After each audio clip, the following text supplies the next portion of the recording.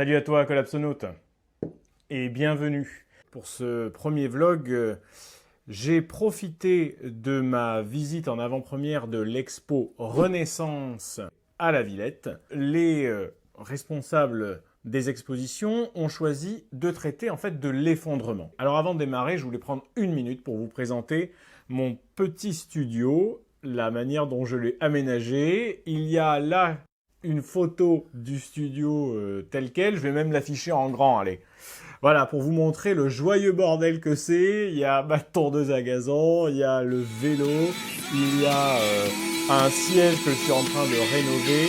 Enfin, c'est vraiment le bordel total, mais j'ai réussi à trouver un peu de place pour donc créer ce studio. Ici, je vous présente, eh bien, mon petit...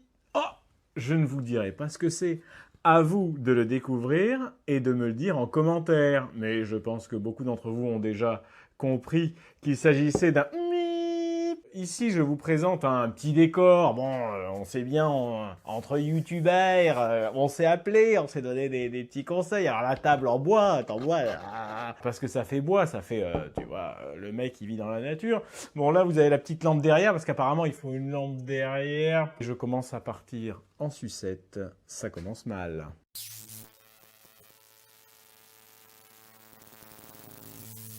Rentrons dans le vif du subject. Eh bien, je voulais d'abord remercier... Je voulais d'abord remercier la Villette pour m'avoir proposé, moi, petit blogueur collapso, de participer à cet événement. C'est vraiment sympa de leur part, surtout que j'étais entouré de la fine fleur du journalisme. Il y avait la Libération, Ulbeck, Erika.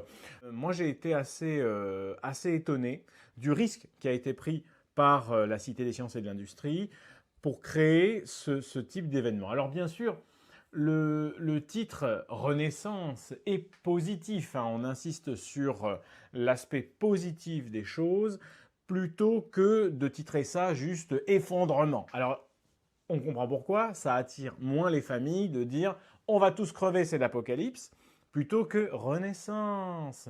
Si vous connaissez le magazine Le MOOC, Yggdrasil, eh bien vous savez que le sous-titre, hein, c'est Effondrement et Renaissance. Bon, donc oui, il y a cet aspect positif, il y a cet aspect monde d'après, il y a cet aspect futur désirable, futur souhaitable qui apparaît, hein, dans la réflexion collapsologique, dans la réflexion effondriste, dans la collapsosophie, mais...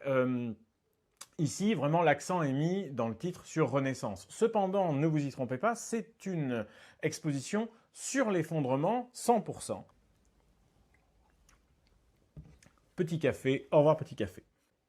Il y a un grand mur avec tout un tas de mots-clés qui sont les mots-clés de la collapsologie que vous allez découvrir. Et il y en a un qui m'a intéressé et sur lequel je vais me mettre à travailler. Je connais bien les low-tech. Je me définis moi-même comme un chineur de solutions low-tech. Et c'est vrai que je passe ma journée à m'ébahir devant une machine à laver des années 40 qui tourne avec une manivelle. Je suis en train là de me préparer à construire une marmite norvégienne. Bref, voilà, les solutions low-tech, j'adore ça. Et il y a un sujet, c'est vrai, sur lequel je ne me suis jamais penché philosophiquement, c'est la question des right tech. Et ça, c'est très très intéressant. Il y a ce mot right tech. Ça prouve deux choses. Ça prouve qu'ils sont vraiment allés au fond du problème, au fond du sujet, pour trouver ce terme de right tech que j'ai trouvé très très peu, très très rarement dans la littérature, si je puis dire, effondriste. C'est-à-dire que c'est une tendance de la Silicon Valley qui consiste à dire « Ok, n'allons pas créer une technologie pour résoudre tous les problèmes. J'ai un truc qui gratte, je vais créer une application pour ça. Allons vers des technologies qui sont juste, c'est-à-dire qui tombe bien et qui ne crée pas de nouveaux problèmes. » Donc la right tech, c'est finalement cette réponse à Dominique Bourg qui explique que le monde des low tech, hein, doit advenir et que nous sommes en surconsommation de technologies inutiles. Cette idée donc de right tech, c'est l'idée d'aller chercher des technologies qui sont vraiment utiles et indispensables. C'est une notion que je développe notamment quand je parle par exemple de sanctuariser la santé, et notamment les vaccins, en me disant, voilà, les vaccins sont une technologie qu'il faut rendre totalement gratuite et pour laquelle il faut concentrer, il faut orienter les énergies, la force de travail, les moyens vers ce type de technologie qui est essentielle. Parce que si on est privé de la dizaine de vaccins dont on dispose aujourd'hui, notamment tétanos, polio, etc., eh bien, on va juste multiplier par 3 la mortalité infantile. Je pense que ça peut être un des objectifs fondamentaux de notre société et là où on pourrait mettre en œuvre de nouvelles technologies et du progrès technique et du développement technologique. Donc oui, les Right Tech, c'est un sujet vraiment très intéressant sur lequel je vais me pencher de manière approfondie. Donc on rentre comme ça dans l'exposition avec une magnifique sculpture, je vous mets une photo ici, une magnifique sculpture qui montre en fait le développement de ce qu'on appelle le progrès, grosso modo. Hein. Et donc toutes ces courbes là qui montrent, c'est notre consommation de tout un tas de trucs. Et ce qu'on comprend, c'est que ce qu'on a appelé la grande accélération, c'est-à-dire la grande accélération du progrès technologique, mais aussi la grande accélération de la destruction du vivant, c'est en fait une grande accumulation. Cette grande accumulation, qui est certainement le fait d'un petit nombre en fait, de la population, je pense très certainement que 80% de l'accélération ou de l'accumulation doit concerner 20% de la population. Ce ratio 80-20, qui est un ratio qui est extrêmement ancien, qu'on retrouve chez Malthus, déjà, donc au 19e siècle, hein, est un ratio qui se confirme quasiment partout, c'est une espèce de nombre magique. Je pense que 20% de la population s'est mis à cumuler 80% de tous les biens et services qui sont aujourd'hui présents dans le monde. L'idée de l'exposition, c'est de nous transporter dans le futur. Donc, on est à la Cité des sciences et de l'industrie, il y a toujours cette logique un peu futuriste. Au fond, je considère que c'est une fiction, hein, on peut dire ça, c'est un élément fictionnel qui permet à la personne qui découvre les choses de ne pas, comme ça, être prise d'emblée, de se prendre dans la face de l'information dure. Et le truc va commencer par du survivalisme. Très vite, on tombe dans le travers de la vision apocalyptique de l'effondrement. Ça veut dire quoi? Ça veut dire qu'on est dans l'idée que l'effondrement, c'est un truc qui va tomber comme ça du jour au lendemain. Ok, on est toujours dans l'univers, on est toujours dans le début, dans le commencement et dans un univers un peu fictionnel. Là, vous avez un film qui ressemble à l'effondrement par les parasites. Un petit film, un court-métrage qui vous montre une famille dans Paris, apparemment, plutôt 10e arrondissement, dans une situation où, bon, il n'y a plus d'électricité et on mange des boîtes de conserve volées sur un marché noir, enfin voilà. C'est pas excessif, on s'entretue pas, mais on voit toujours une famille de 3 personnes qui vivent dans un appartement tout seul. Ça, déjà, c'est un problème. C'est qu'il est très fort probable que les gens ne vont pas rester tout seuls dans leurs appartements, etc. Ils vont se réunir dans des appartements où ils vont commencer à vivre en collectivité. Juste parce que, moi, faire chauffer ma popote tout seul, ça me pose de l'énergie. C'est une énergie qui pourrait être utilisée plusieurs fois par plusieurs personnes. Donc, on va commencer à se réunir, à par exemple manger ensemble dans des espèces d'espaces collectivisés. Bon.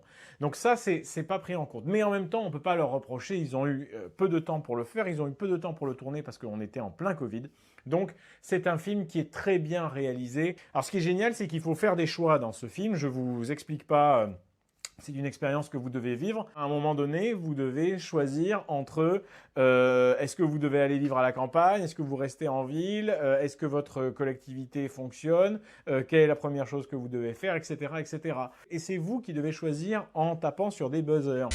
Et ce qu'on remarque, c'est que, bon, là, on est dans une population entre guillemets bobo, hein, moi compris. Donc c'était du journaliste, CSP+, et la plupart du temps, les mecs, ils prennent des décisions, hein, on a compris, qui sont des décisions relativement radicales. On est juste là dans un univers un petit peu post-apocalyptique qui reprend les codes de la pop culture. Mais ça y est, on est dans l'ambiance. On est dans l'ambiance et c'est là qu'on va commencer à rentrer dans le dur, c'est-à-dire qu'on va rentrer dans la théorie. Et là, il y a tout un tas de personnalités que les collapsos connaissent par cœur. Je vais mettre des noms et des photos par ici pendant que je parle. Ces explications permettent vraiment là de faire basculer les gens, je pense, dans une prise de conscience. Et ça, c'est vraiment intéressant. Alors, la seule chose qui est étonnante, c'est que les collapsologues sont pas là.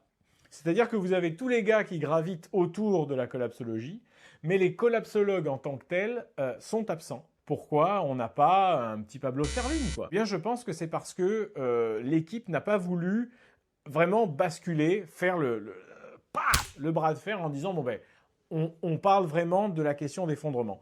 Ils ont encore trop peur de ça pour des raisons très certainement économiques. Ils ont peur de faire fuir les gens ou de créer une réaction trop violente. Donc, le problème, c'est que si vous ne vous prenez pas la claque dans la gueule, vous ne faites pas ce que mon ami Pierre-Éric Sutter appelle la métanoïa. La métanoïa, c'est en gros la courbe du deuil, on n'est pas loin. C'est-à-dire que vous prenez une claque, vous avez une révélation, apocalypse égale révélation, quand on regarde l'origine du mot.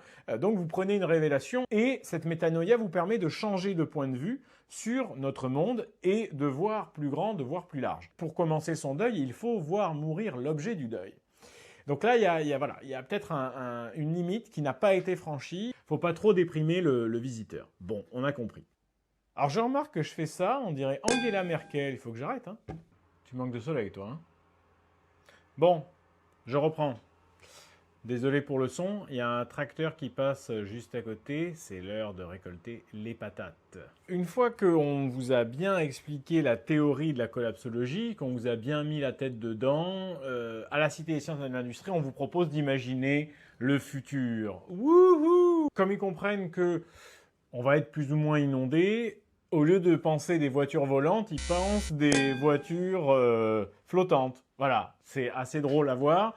On vous demande de faire des dessins et puis de répondre à 25 questions qui permettent de vous situer sur le spectre de la collapsologie, si je peux dire, de l'optimiste BA, en gros cornucopien, vive la technologie, au survivaliste bunkérisé, complètement paranoïaque. Voilà, il y a un spectre au milieu duquel il y aurait le collapsologue optimisto-catastrophiste ou catastrophé, que je suis, que vous êtes peut-être.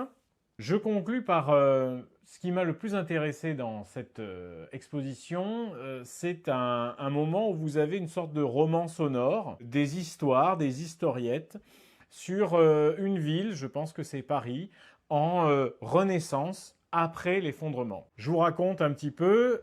On est donc après l'effondrement et en fait on essaye de faire renaître finalement des sols pour pouvoir les cultiver, des sols qui ont été bétonnés et qu'on a débétonnés, qu'on a remis à l'air libre et qu'on va essayer de travailler. Or, eh bien, un sol de ce type-là, il faut des années pour lui redonner vie. Donc là, ils sont arrivés à faire renaître un sol. Et ils découvrent qu'à l'intérieur de ce sol, eh bien, il y a des vers de terre. Et